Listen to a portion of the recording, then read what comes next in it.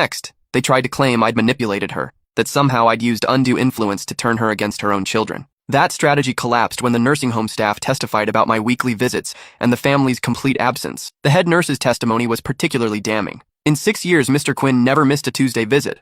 Mrs. Patterson would start getting excited on Monday evenings, asking staff if we thought Quinn would bring cookies this week. The rest of the family, we might see them twice a year, usually around Christmas or when they needed something signed. 3 months after the will reading, the legal challenges were exhausted. The inheritance was officially, irrevocably mine. That's when the real consequences began. Aunt Veronica lost her house. She'd been living beyond her means for years, maxing out credit cards and taking out loans against her expected inheritance. When the estate money didn't materialize, the bills came due all at once. The foreclosure notice was posted on a Tuesday, the same day of the week I used to visit Grandmother Iris. Uncle Randall's restaurant went under next. He'd expanded too aggressively, counting on inheritance money to cover the debt. Without that safety net, the business collapsed in spectacular fashion. The health department found violations during the final inspection, and local newspapers covered the closure with headlines like, "Family Restaurant Serves Final Meal." Cousin Theo had to move back in with his parents after his engagement fell apart. Turns out his fiancée had been more interested in his family's wealth than his pediatric residency salary. When she learned about the will, she returned the ring and moved in with a cardiologist whose family owned actual assets. The family had been living beyond their means for years,